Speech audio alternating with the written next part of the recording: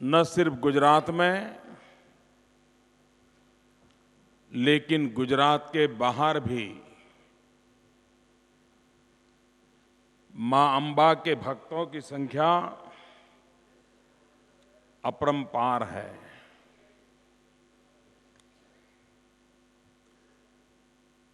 हमारा देश एक ऐसी सांस्कृतिक विरासत का धनी है जिसमें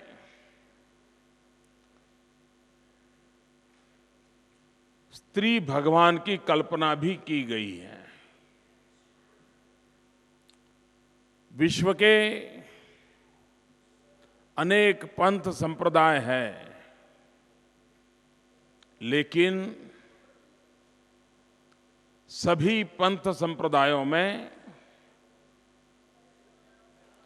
पुरुष भगवान की ही कल्पना हुई है। अकेले हिंदुस्तान में स्त्री भगवान की कल्पना की गई है। एक प्रकार से हमारे पूर्वजों की सोच कितनी गहरी होगी, कितनी गंभीर होगी और कितनी सर्वस्पर्शी होगी, इसका ये प्रतीक है। न सिर्फ भारत में, लेकिन भारत के बाहर वर्तमान में जो राजनीतिक रूप से अलग अलग देश हैं, वैसे 6 देशों में भी शक्तिपीठ का उल्लेख है।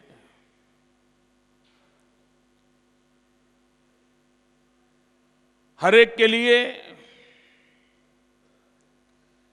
शक्ति के उपासक होने के बावजूद भी 51 शक्तिपीठों की यात्रा सरल नहीं है। ज्यादातर लोग 5-7 शक्तिपीठ के दर्शन कर पाते हैं अपने जीवन काल में। मां अंबा का धाम, इस शक्तिपीठ में क्यों न 51 शक्तिपीठों का निर्माण हो और मां की भक्ति में लीन जो भी व्यक्ति मां अंबा के दर्शन करने के लिए आए, उसे सभी 51 शक्तिपीठों के दर्शन एक ही स्थान पर हो और शक्तिपीठ भी आज जहां पर शक्तिपीठ है, वहां का जैसा आर्किटेक्चर है, वहां पर जैसी मां की मूर्ति विराजमान है, वहां जिस प्रकार से मां की पूजा अर्चन होती है, वहां पर भी जिन मंत्रों का नाद होता है, जिन परंपराओं का पालन होता है, उन सारी चीजों को वैसी की वैसी यहां पर की जाए और हर चीज का बारीकी से ध्यान रखा जाए। ये शक्तिपीठों का प्रतीकात्मक रूप से जब यहां निर्माण किया, तो सभी शक्तिपीठों का अध्ययन किया गया, आर्किटेक्चर दृष्टि से अध्ययन किया गया, धार्मिक परंपराओं की दृष्टि से अध्ययन किया गया और पूजा पाठ की विधि के संबंध में भी पंडितों को प्रशिक्षित किया गया। पंडितों को वहां भेज करके उनका प्रशिक्षण हुआ और एक प्रकार से पूरी भक्ति के साथ, पूरी सात्विकता के साथ, संपूर्ण समर्पण के साथ इस 51 शक्तिपीठों को आज सभी माई भक्तों के सामने एक अमूल्य अवसर प्रदान करके एक मां के भक्त के रूप में, जगतजननी मां के एक संतान के रूप में इस पवित्र कार्य करने का मुझे अवसर मिला। मां के आशीर्वाद जनता जनार्दन पर बने रहे। मां दुखियारों के दुख दूर करें। मां आसुरी शक्तियों का विनाश करे। मां जन जन के कल्याण के निरंतर आशीर्वाद बनाए रखे, ऐसी प्रार्थना हम सब आज सभी 51 शक्तिपीठों के सामने सर झुका करके नम्रतापूर्वक नमन करते हुए हम सब प्रार्थना करते हैं। इन 51 शक्तिपीठों का आध्यात्मिक स्थान तो है ही। किसी भी भक्ति भाव से आने वाले व्यक्ति के लिए यह अपार आस्था और शक्ति का केंद्र बनेगा, इसका मुझे पूरा विश्वास है। लेकिन इसके साथ साथ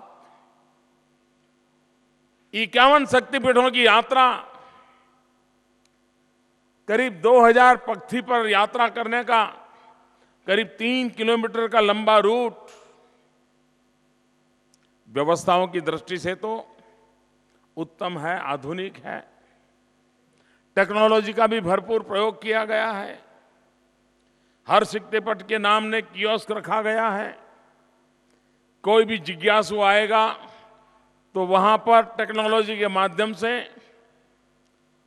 ये शक्तिपीठ का इतिहास क्या है, परंपरा क्या है, कहां का मूल स्थान है, पूरा ज्ञान सभी यात्रियों को मिले, इसके लिए विज्ञान और टेक्नोलॉजी का भी भरपूर प्रयोग किया गया है। इन सारी व्यवस्थाओं के बावजूद भी इन 51 शक्तिपीठ की जब यात्रा करते हैं तो उसके साथ साथ भारत माता की एकता का भी संस्कार होता है। हमारे देश के भिन्न भिन्न इलाके, हमारे देश के भिन्न भिन्न क्षेत्र, उसका स्वाभाविक एक प्रकार से मां भारती के दर्शन का भी अवसर मिलता है। इतना ही नहीं, हजारों साल पहले जब हमारे पूर्वजों ने इन शक्तिपीठों का निर्माण किया होगा, तब हमारे उस सांस्कृतिक विरासत का व्याप कितना था। आज की भारत की सीमाओं के बाहर हम कहां कहां थे, इसके भी एक गौरव की अनुभूति मां के दर्शन के लिए आए हुए हर भारत मां के संतान को होगी। और एक प्रकार से ये समग्र भारत का दर्शन करने का भी अवसर है, शक्ति उपासना का भी अवसर है। हमारे देश में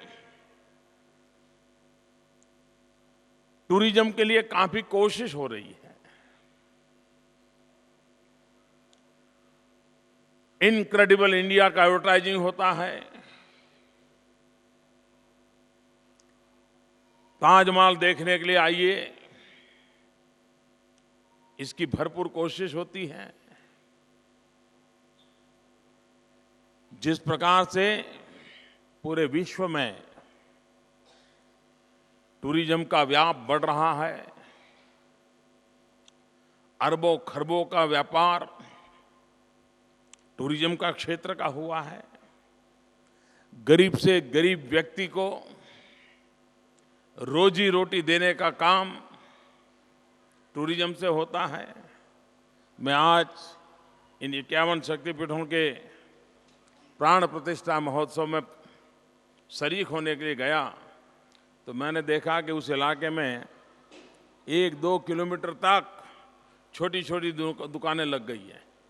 प्रसाद वालों की दुकान आ गई, फूल वालों की दुकान आ गई, पानी वाले बैठ गए हैं। गरीब लोग को तुरंत रोजी रोटी मिलती है और इसलिए भारत जैसे देश में, और ये मां तो हमारी दांता जैसे आदिवासी इलाके में बैठी हुई है, आदिवासियों के बीच में बैठी हुई है। मां अंबा के विकास से मेरे आदिवासी परिवारों को भी रोजी रोटी की पूरी संभावना इससे बढ़ती है।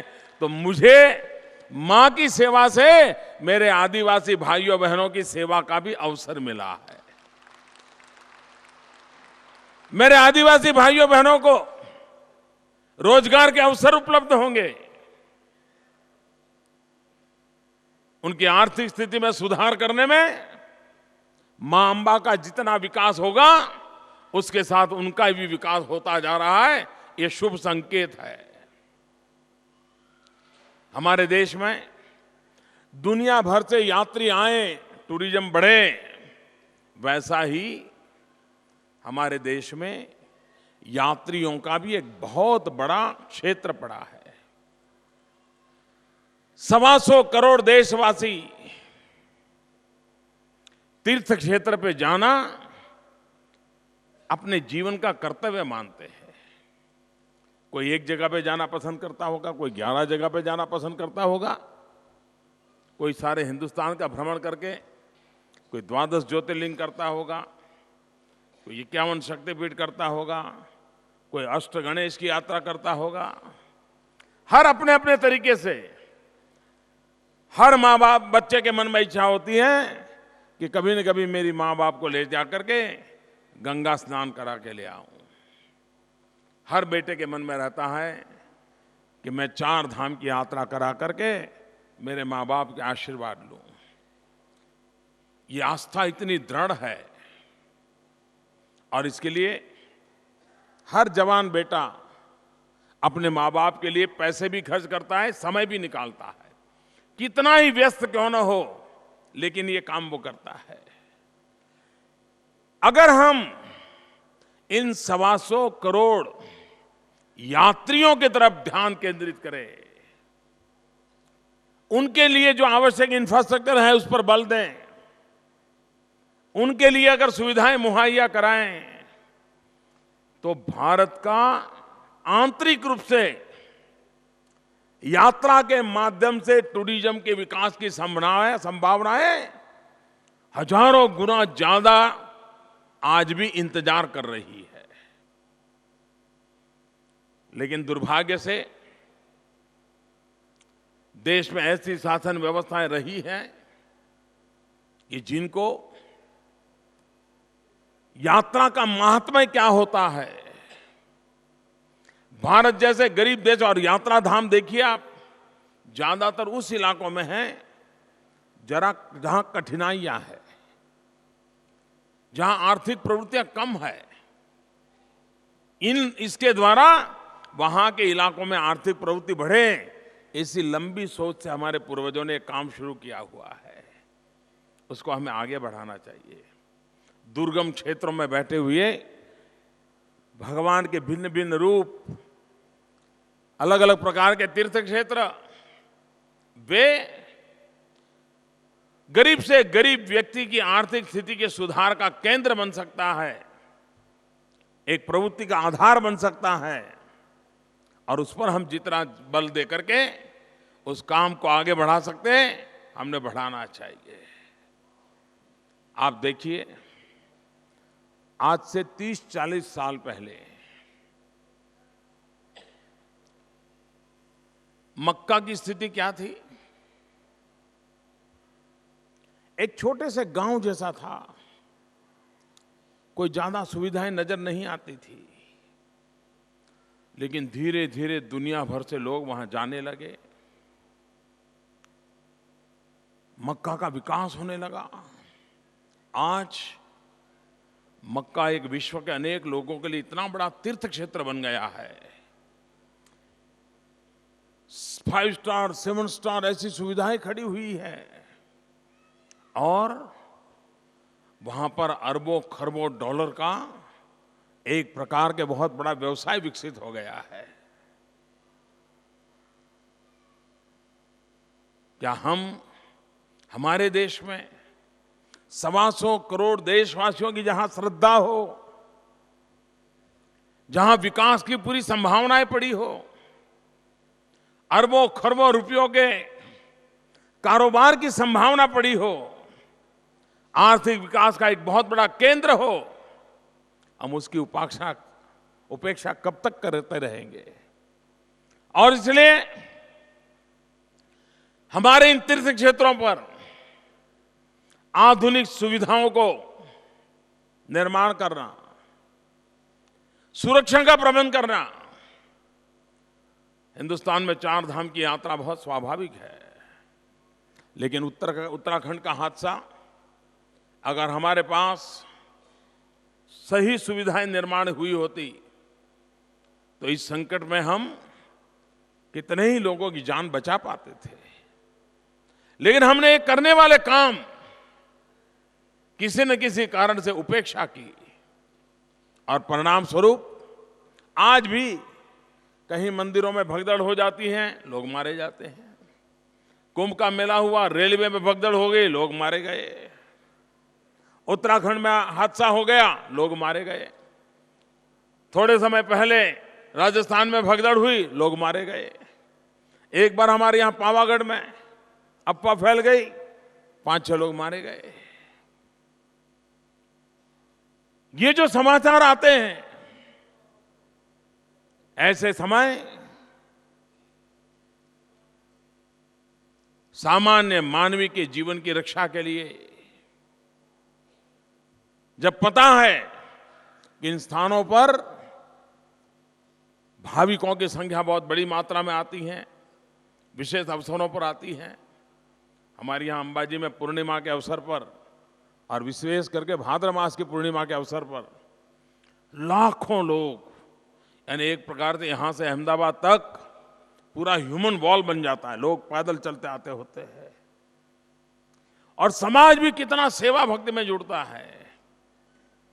धीरे धीरे करके यहाँ पर भी व्यवस्थाएं विकसित हुई है और उन व्यवस्थाओं को विकसित होने के कारण यात्रियों को कम से कम संकट हो, एक रूप से यात्री आए उनको कम से कम असुविधा हो सकती हम सुविधा मुहैया करें, ये जैसे लक्ष्य है, वैसे यात्रा धाम पर आए हुए लोग आते ही भगवान के दर्शन किया नहीं कि भागे नहीं, ये स्थिति भी कोई अच्छी नहीं है। आने वाले को मां के धाम में रहने का मन करना चाहिए, कम से कम एक रात तो रुके। और अगर एक रात रुकता है तो 200-500 रुपये खर्च करता है, 200-500 रुपये खर्च करता है तो यहाँ के गरीब का पेट भरता है।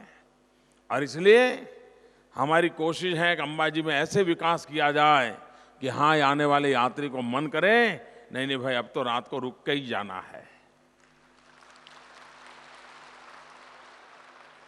पहले लोग रुकते नहीं थे, लेकिन अंबाजी मां को जो लाइटिंग का काम किया, रात को मंदिर की रोशनी भिन्न भिन्न कलरों से, तो इसके कारण आज लोग रात को रुकने लग गए, रात्रि को मंदिर के दर्शन के लिए जाने लग गए। रात को रुकना यहाँ की इकोनॉमी को भी बल देता है। छोटी छोटी चीजों का प्राथमिकता देकर के हम इन क्षेत्रों के माध्यम से गरीब सामान्य मानवी की आर्थिक विकास में इसका उपयोग कैसे हो, उस मॉडल को विकसित कर रहे हैं। इतना ही नहीं, अंबाजी ट्रस्ट के माध्यम से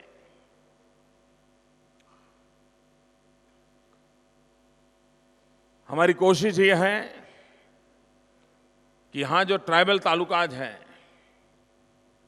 वहाँ पर जो मध्याह्न भोजन है, क्यों न हम आधुनिक किचन के द्वारा उत्तम से उत्तम प्रकार का खाना बना करके आसपास के 2-3 तहसील के अंदर सभी स्कूल जाने वाले बच्चों को उत्तम से उत्तम प्रकार का मध्याह्न भोजन मिले और मां के आशीर्वाद से मिले। तो हमारे गरीब बच्चों के स्वास्थ्य का भी उसमें ध्यान रखने का प्रयास हो। यानी मां के मंदिर से उसका हर बालक सुखी हो, संपन्न हो, उस प्रकार की व्यवस्था को विकसित करना, उसमें राज्य सरकार जितना योगदान दे सकती है देते रहे। और अल्टीमेट उद्देश्य ये हो कि मां का धाम भी पवित्रता, शक्ति स्रोत ये तो बना रहे, लेकिन यहां का जन सामान्य भी शक्ति संपन्न बनता चले, समृद्धि पाता चले। दोनों की तरफ ध्यान आकर्षित कर करके हम विकास की दिशा में आगे बढ़ना चाहते हैं। मैंने आज शक्तिपीठों का दर्शन करने का मुझे सौभाग्य मिला। आने वाले दिनों में मुझे विश्वास है, कल तो पूर्णिमा है, आप कल से ही देखिए इन 2000 पक्षी चढ़ने के लिए क्या स्पर्धा लगती है। और मेरी इन संतों से प्रार्थना है कि आप भी अपने भक्त समुदाय को लेकर के यात्रा निकालिए। भले महीने के बाद, 15 दिन के बाद, 2 महीने के बाद, 1000, 2000, 5000 जो भी आपके भक्त हो, सभी 51 शक्तिपीठ का एक सामूहिक यात्रा का दर्शन का कार्यक्रम चले और भिन्न भिन्न इलाकों से संतों के नेतृत्व में उनके भक्तजन 365 दिन संग लेकर के आ रहे हैं, 51 शक्तिपीठ के दर्शन के लिए आ रहे हैं। ये सारा अभियान हमारे संत महात्मा चलाएं। अगर महात्मा इसमें जुड़ जाए, अगर जुड़ जाए,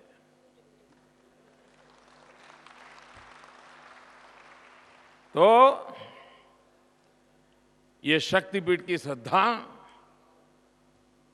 गुजरात के चारों कोने में फैल जाएगी। और मुझे विश्वास है कि आप इस पवित्र काम को करने में अगुवाई करेंगे और आप सबके नेतृत्व में गुजरात की आध्यात्मिक चेतना भी प्रज्वलित होती रहेगी। मैं फिर से एक बार इस पवित्र अवसर पर मां के चरणों में प्रणाम करता हूं। यहाँ के मेरे आदिवासी भाइयों के कल्याण की कामना करता हूं। सभी दुखियारों को मां के आशीर्वाद बने रहें ताकि वो अपने दुखों से मुक्त हो, सशक्त हो, सामर्थ्यवान हो, समृद्ध बने। यही सही मां के आशीर्वाद बने रहे। इसी प्रार्थना के साथ आप सबको जय अंबे, जय अंबे।